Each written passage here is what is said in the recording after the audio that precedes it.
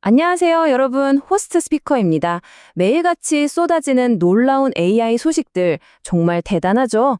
그런데 말이죠. 이 화려함 뒤에 혹시 우리가 놓치고 있는 위험은 없을까요? AI 혁명이라는 거대한 빌딩이 지금 막 올라가고 있는데요.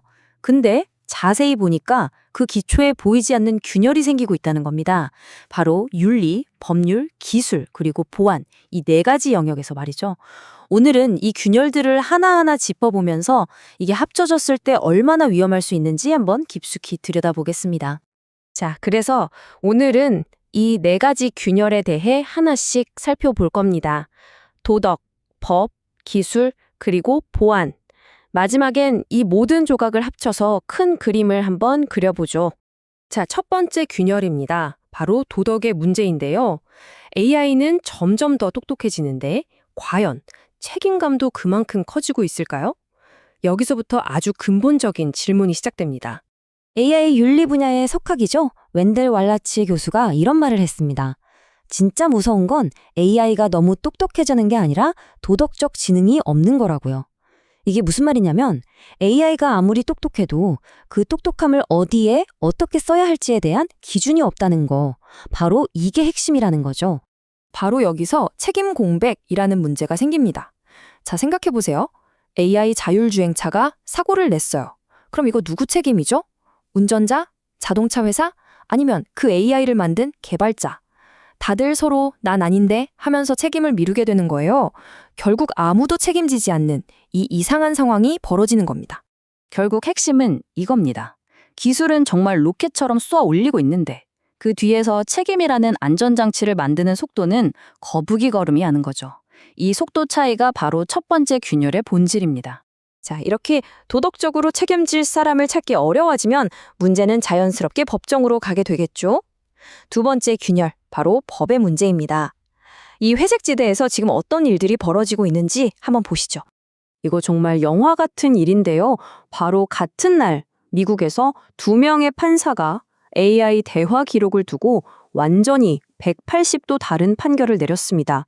한쪽 법원에선 AI랑 한 얘기는 비밀이 될 수 없다고 판결했는데 다른 법원에선 아니다, 개인적인 작업물이니까 보호해줘야 한다고 한 거예요.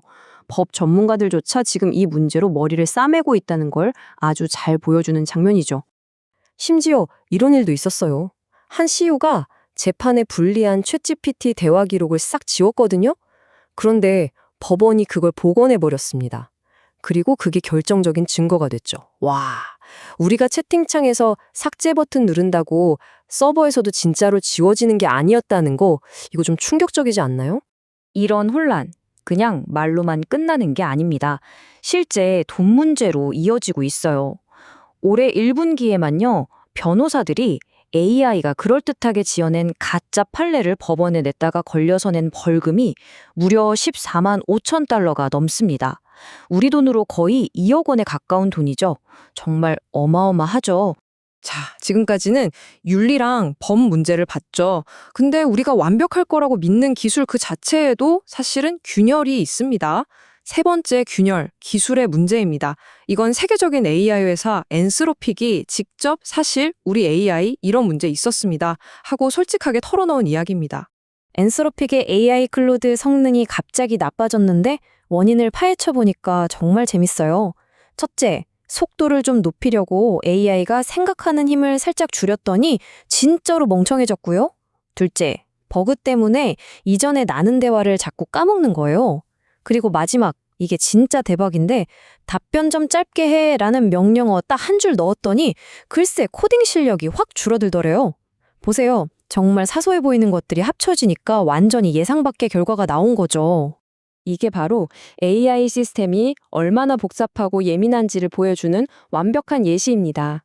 코드 딱 한 줄 바꿨을 뿐인데 저 멀리서 코딩 능력이 뚝 떨어지는 나비효과가 일어나는 거죠. 한마디로 우리가 아직 이 거대한 시스템을 100% 우리 뜻대로 제어할 수는 없다는 이야기입니다. 자, 이제 마지막 네 번째 균열입니다. 이건 아마 우리에게 가장 직접적으로 와닿는 위협일 텐데요. 바로 보안 문제입니다. 매일 믿고 쓰는 프로그램이 어느 날 갑자기 나를 공격하는 무기로 돌변한다면 어떻게 그런 일이 가능할까요? 그게 바로 공급망 공격이라는 해킹 방식 때문입니다. 비유하자면 이런 거예요. 과자를 만드는 공장, 그 생산 라인에 몰래 독을 타는 거죠. 그럼 어떻게 되겠어요? 그 공장에서 나온 과자를 사 먹는 사람들은 전부 다 탈이 나겠죠. 소프트웨어도 똑같습니다. 최근에 바로 그런 일이 실제로 일어났습니다. 1,000만 명 넘게 쓰는 아주 유명한 비밀번호 관리 프로그램 비트워든 아시죠? 바로 이 프로그램을 만드는 개발자들이 쓰는 도구가 해킹을 당한 거예요. 그러니까 소프트웨어를 만드는 그 과정에 이미 악성 코드가 심어진 거죠. 해커들의 목표는 아주 명확했어요.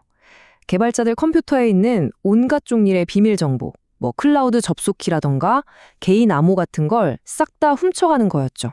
그리고 보시는 것처럼 자기들만의 흔적을 남겼습니다. 특정 서버 주소, 이상한 파일 이름, 이런 게 바로 범죄 현장에 남은 디지털 지문 같은 겁니다. 심지어 기계에 대한 저항 만세 같은 메시지를 남기면서 자기들 존재를 과시하기까지 했어요. 자, 지금까지 도덕, 법, 기술, 보안, 4가지 다른 균열에 대해 이야기했는데요. 사실 이건 각각 따로 떨어진 문제가 아닙니다. 이 조각들을 맞춰보면 하나의 거대한 그림이 드러나죠. 결국 이 모든 균열이 말하는 건 딱 하나입니다.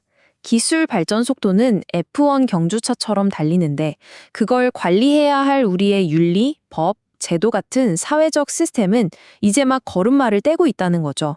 책임은 공중으로 사라지고 법은 갈팡질팡하고 기술은 스스로의 무게에 휘청이고 보안은 신뢰의 토대부터 무너지고 있는 겁니다. 그렇기 때문에 이제 우리가 해야 할 일이 명확해집니다.